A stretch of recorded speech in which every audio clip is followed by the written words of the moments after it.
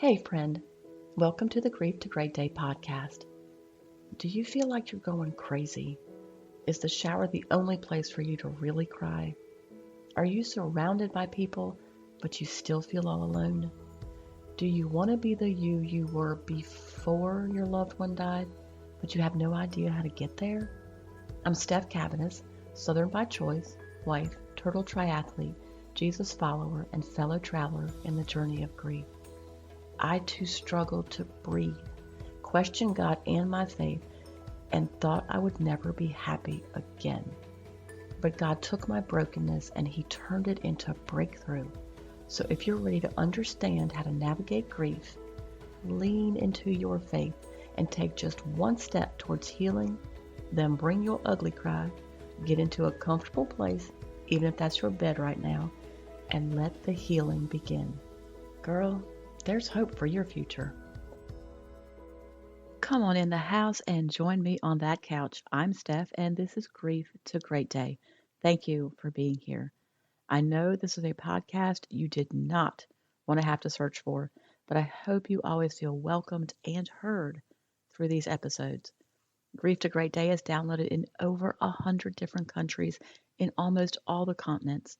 This should tell you that you're not alone as you walk out the hardest journey of your life. And it tells me that there's a need to talk about grief from a Christian perspective. If you're listening for the first time and you wonder who Monica is, well, she's the reason that Grief to Great Day exists.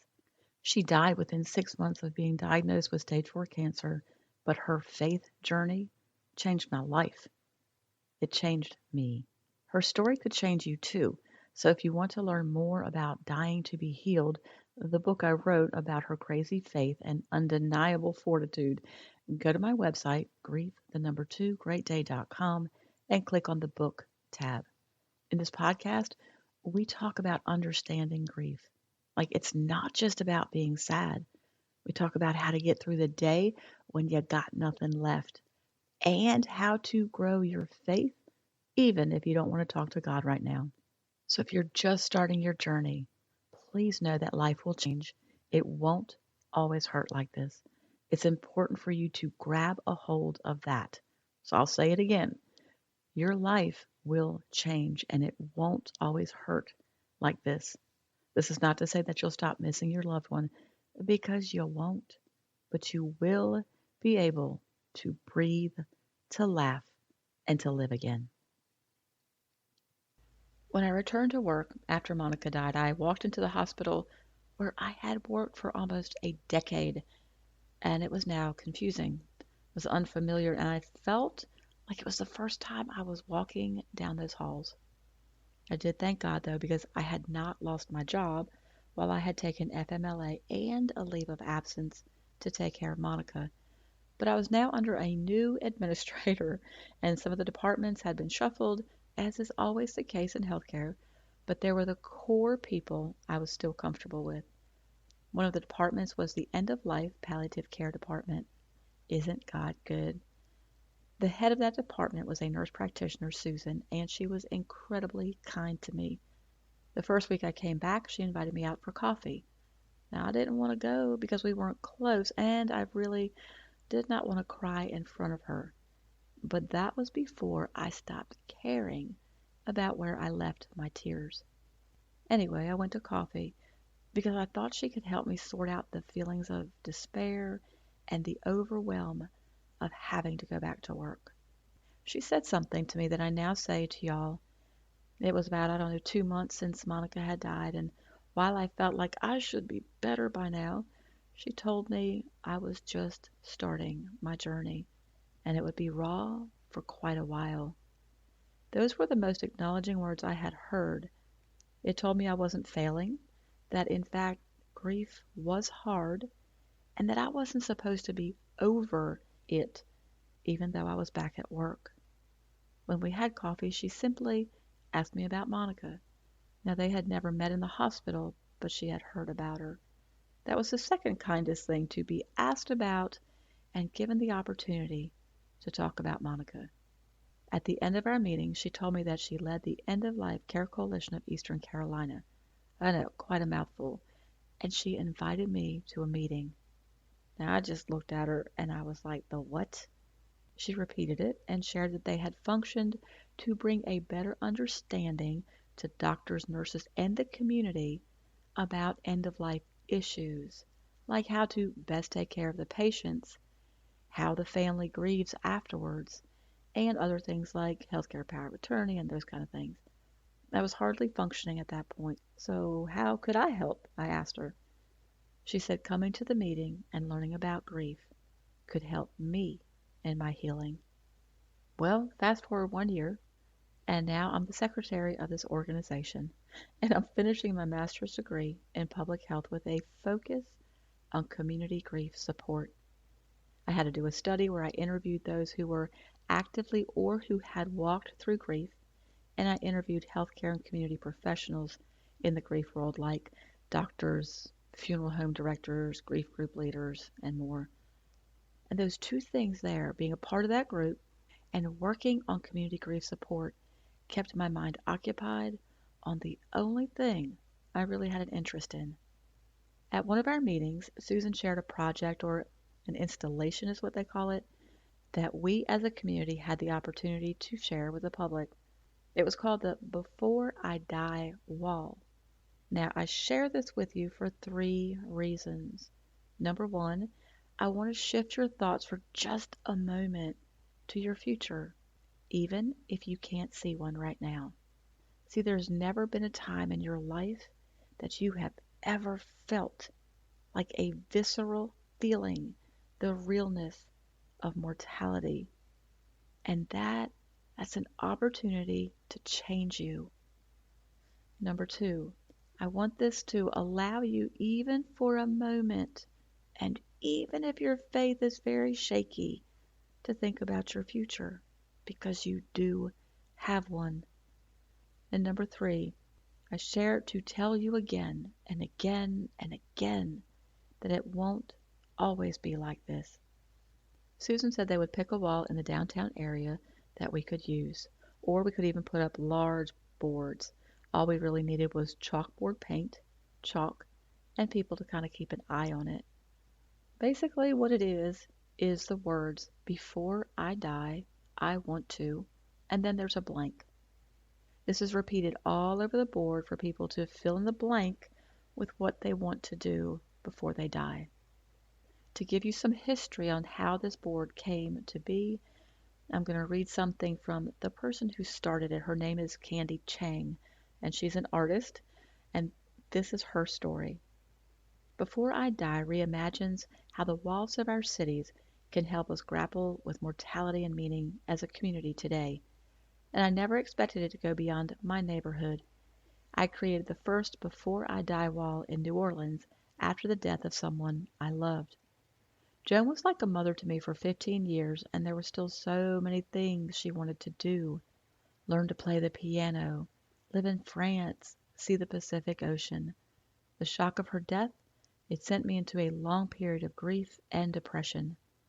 My inner world didn't feel like it belonged outside at all, and I noticed how much we avoid talking about death.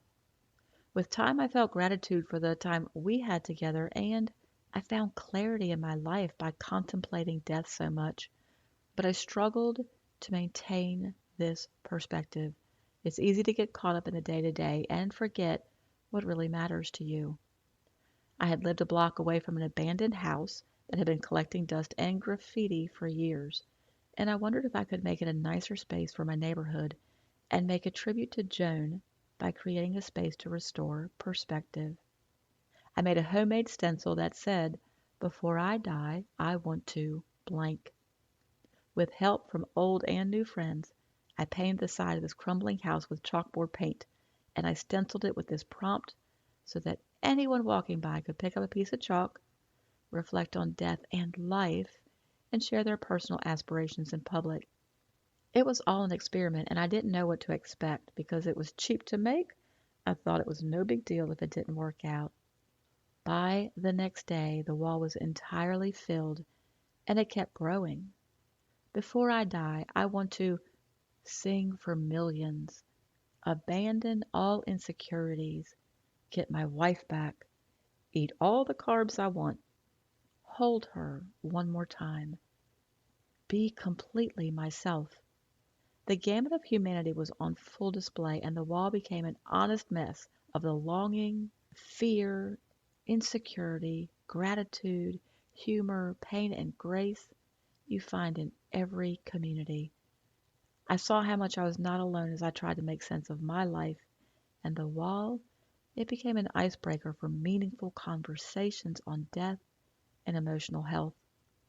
Seeing some private corner of your psyche reflected in someone else's handwriting on a public wall can be incredibly reassuring on an individual level, and it's a step towards seeing ourselves in one another. Y'all, isn't that something? All it took was chalkboard paint and chalk, and now all over the world there are thousands of these installations.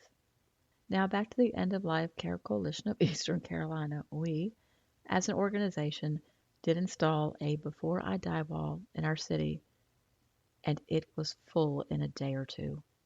People started writing things all over the board, and when I looked at the wall, I realized that what I would have written on it before Monica died was far different than what I now wanted to do before I died. Pre-grief, it was around writing a book on health, being a part of Monica's music ministry. And now, maybe a year and a half into my grief, I wrote, before I die, I want to live a meaningful life. A neat irony about that sweet nurse practitioner. Before I left the hospital, she retired, so I hadn't seen her for years when I ran into her at the grocery store. It was so nice to catch up. And when I told her about Grief to Great Day, she was ecstatic.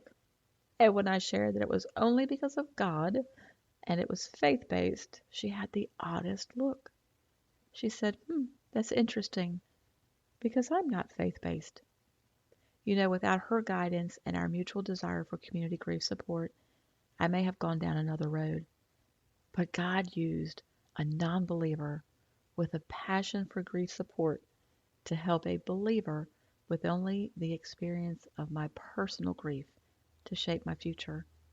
She is one of the two people I give credit to for finishing my master's degree and for it being focused on community grief support.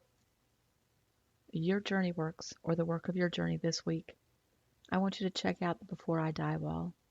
I have the link in the private Facebook group and in the show notes, and I want you to take a second and imagine, just imagine, that you still have a future.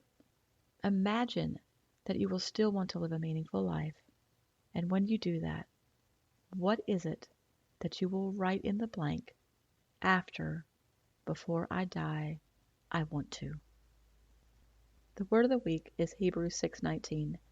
This certain hope of being saved is a strong and trustworthy anchor for our souls, connecting us with God Himself behind the sacred curtains of heaven. For all things Grief to Great Day, visit my website, grief2greatday.com. If you've just lost your loved one, there are two really important resources there for you. Also, remember to check out Coffee and Kathy, our weekly devotional episode that airs on Thursdays on this podcast. If you don't have a church home, visit my church, opendoorchurch.com. Links to everything you need, yep, they're in the show notes and on the website. Don't forget, you're not alone. This is not your forever, and God has plans for you. Keep coming back to the house, keep sitting on the couch, and keep taking action towards your healing. Thank you for being here today, for showing up. If this podcast has given you hope, encouragement, or helped you in any way, share it with a friend, either in a text or on your social platforms. Also, please subscribe, rate, and leave a written review on iTunes. It's a huge blessing for me to know that you're out there. Lastly, and this is important, you are not alone. Connect with me on the Grief to Great Day website, the link is below, and sign up for our free newsletters. I want to be able to pray for you by name. Remember, grief isn't something you're going to get over, but a great day is something you can get to.